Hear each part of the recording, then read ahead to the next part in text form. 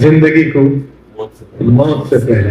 اور یہ ایسا پوائنٹ ہے کہ ہم سوچنے کے لیے بھی نہیں رہیں گے اس پوائنٹ کے بعد. اس سے پہلے تو احساس بھی ہوگا. بہرحال یہ زندگی میرے بھائیوں بڑی نعمت ہے اللہ کی طرف سے. اسی لیے زندگی کو زیادہ بھی ماننا ہے.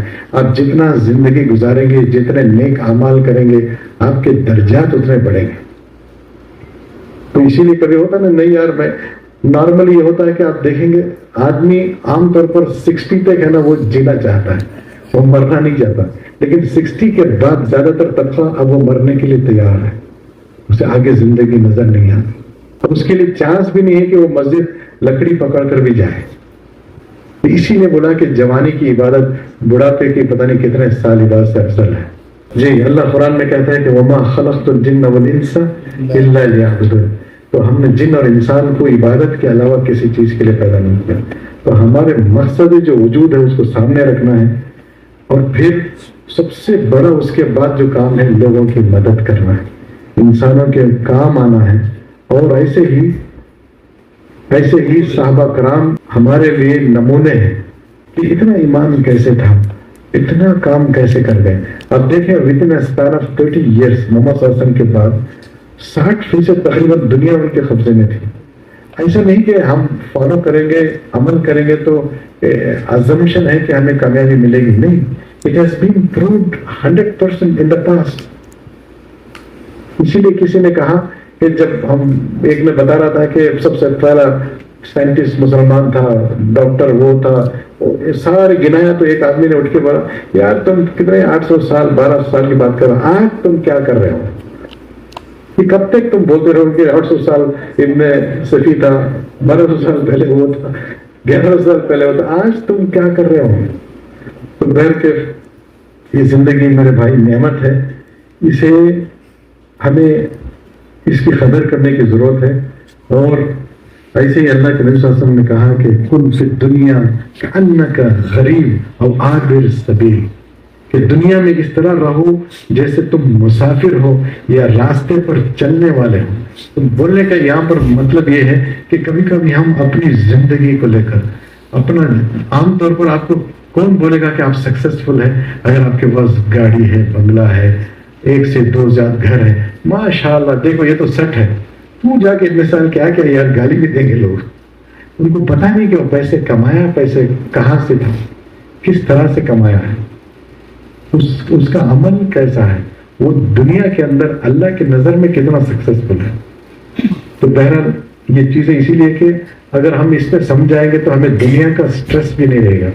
آدمی جو ڈپریشن کا شکار ہوتا ہے اس سے بچ جائے گا اور اللہ پر توکل کرنے لگے گا.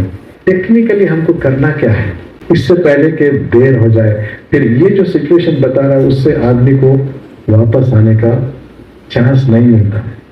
اسی لیے ایک مرتبہ حسن بصری رحمہ اللہ نے کہا, جب وہ ایک تدفین میں گئے تھے کہ وہ اور ان کے ایک دوست عالم تھے, انہوں نے پوچھا کہ یہ ابھی جو میت ہے نا یہ کیا وش کر رہا ہوگا.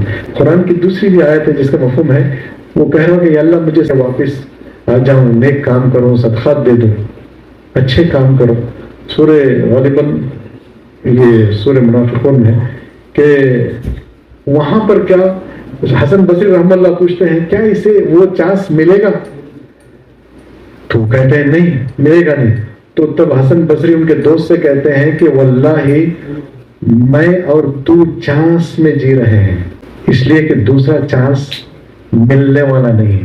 اس لیے کہ زندگی میرے بھائیوں غنیمت ہے, اس کو ہمیں کرنے کی ضرورت ہے. اب تک ہم نے جو حدیث کی شرح میں کوشش کی سمجھنے کی وہ نصیحتیں تھیں, لیکن ایسی ہی ایک دوسری حدیث ہے جس میں اللہ کے نبی صلی اللہ علیہ وسلم ایک وارننگ دے رہے ہیں. قیامت کے دن انسان کا قدم اللہ کے سامنے سے اس وقت تک نہیں ہٹے گا جب تک کہ اس سے 5 چیزوں کے بارے میں سوال نہ کر لیا جائے. اور آپ نے عمر کے بارے میں کہ کہاں صرف کی, یعنی آپ کی زندگی آپ نے کیسے اور کہاں صرف کی, اور ایسے جوانی کے بارے میں کہا جائے گا کہ کہاں گزاری. تو پھر سے یہ وارننگ جوانی کے لیے دیکھیں, اس لیے کہ یہ بہت امپورٹنٹ ہے. یہ جو ایرا ہے آپ کے جوانی کے دن ہے بڑے قیمتی ہیں. تو اس کے بارے میں بھی آپ سے سوال ہوگا کہ یو آر آنسریبل, کہ آپ نے کیسے کہاں گزارا اور ایسے ہی پیسہ کیسے اور کہاں سے کمایا اور کہاں خرچ کیا. پیسے کا یہاں پہ 2 پوائنٹ لے لیا ہے. تھرڈ اور فورتھ کو کہاں کمایا الگ ہے اور کہاں خرچ کیا, اور علم کے بارے میں ہے کہ اس پر کیا عمل کیا.